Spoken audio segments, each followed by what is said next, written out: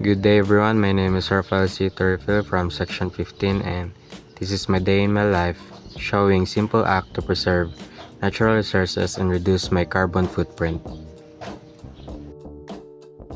So una ginatong buhaton dira pagmata, rablay ganang bintana instead na mag-ontag suga para makasave ta sa kuryente.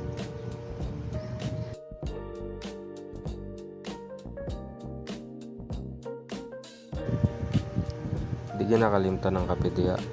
Dayon magkaunta para baskog.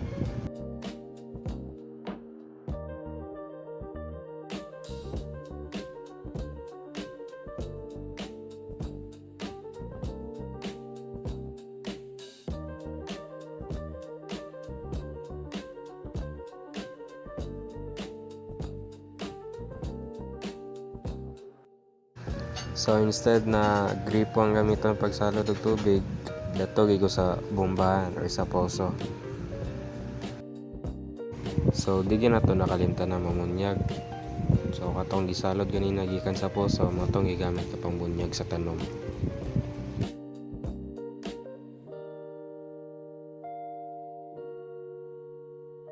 So manok pamunyag, maligo dayon na mag-prepare. So aya mo lakaw palongon nga nato ng mga suga diha.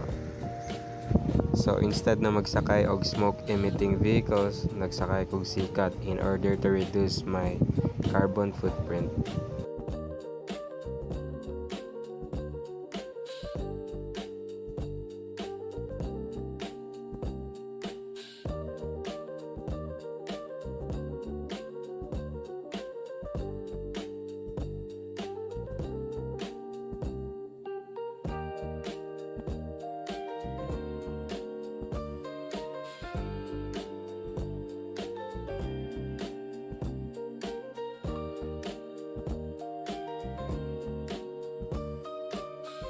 So human klase ay atamulakaw palungon ginato ng mga electric fan o ang suga para makasave sa kuryente.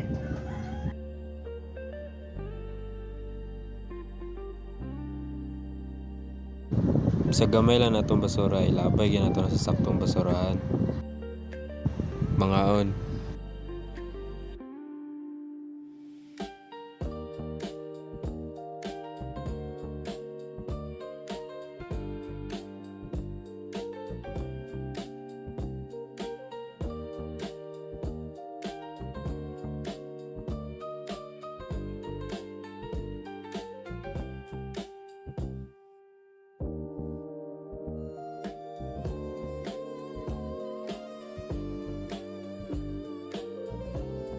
So diri sa akong video napakita na ko nga in a simple way pwede na to ma-preserve ang environment and ma-reduce sa to ang carbon footprint. So maura to.